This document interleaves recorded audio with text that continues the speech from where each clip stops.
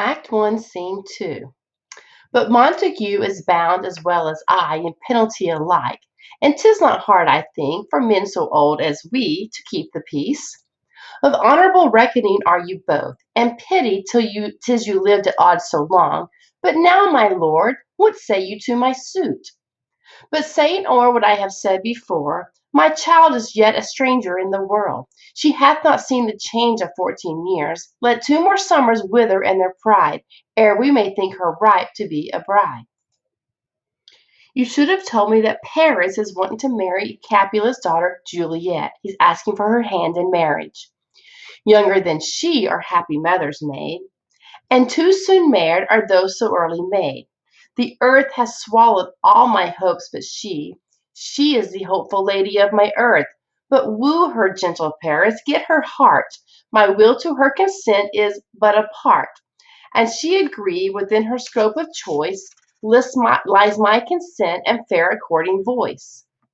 This night I hold an old accustomed feast, whereto I have invited many a guest, such as I love, and you among the store, one more, most welcome, makes my number more. You should have mentioned that he's having a feast, a party, a masquerade banquet tonight, and he's invited Paris to be his guest in order to see his daughter. At my poor house look to behold this night earth-treading stars that make dark heaven light.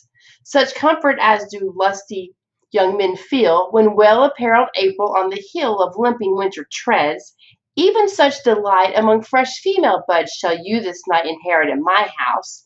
Here all see, and like her most, whose merit most shall be, which on more view, of many mine being one, may stand in number, though in reckoning none. Come, go with me. Go, Sirrah, trudge about through fair Verona. Find these persons out whose names are written here, and to them say, my house and welcome on their pleasure stay. Find them out whose names are written here. It is written that the shoemaker should meddle with his yard, and the tailor with his last, the fisher with his pencil, and the painter with his nets. But I am sent to find those persons whose names are here writ, and can never find what names the writing person hath here writ. I must to the learned in good time. You should have answered that the servant cannot read. Okay, he can never find the names, the writing person, because he must go to the learned. So he's going to go and find someone who can read the imitation for him. Tut, man, one fire burns out another's burning. One pain is lessened by another's anguish. Turn giddy, and be hope by back returning.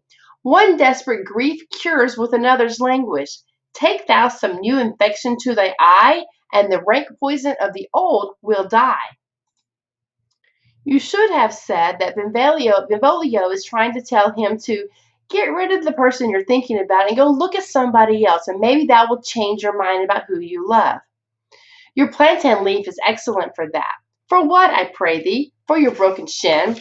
Why, Romeo, art thou mad? Not mad, but bound more than a madman is, shut up in prison, kept without my food, whipped and tormented, and Gaden, good fellow. Good Gaden, I pray, sir, can you read? I, mine own fortune in my misery. Perhaps you have learned it without book, but I pray, can you read anything you see? I, if I know the letters and the language. You say honestly, rest you merry. Stay, fellow, I can read.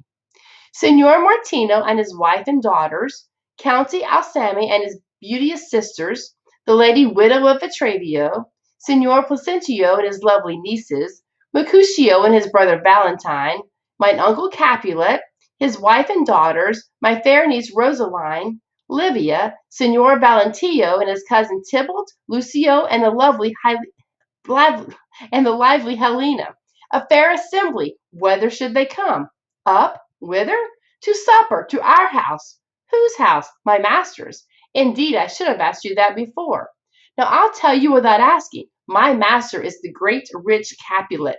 And if you be not of the house of Montagues, I pray come and crush a cup of wine. Rest you merry. You should have answered that the servant is from the Capulet house. Now remember, Romeo is a Montague. At the same ancient feast of Capulets sups the fair Rosaline, whom thou so lovest, with all the admired beauties of Verona. Go thither, and with unattainted eye compare her face with some that I shall show, and I will make thee think thy swan a crow. You should have answered that Romeo is in love with Rosaline. Benvolio is going to try to compare Rosaline to the other ladies so that Romeo will find somebody else to be in love with. When the devout religion of mine eye maintains such falsehood, then turn tears to fires, and these, who often drowned, could never die transparent heretics, be burnt for liars. One fairer than my love, the all-seeing sun never saw her match since first the world begun. Tut! You saw her fair, none else being by, herself poised with herself in either eye. But in that crystal scales let there be weighed your lady's love against some other maid. That I will show you shining at this feast, and she shall scant show well that now shows best. I'll go along, no such sight to be shown, but to rejoice in splendor of mine own.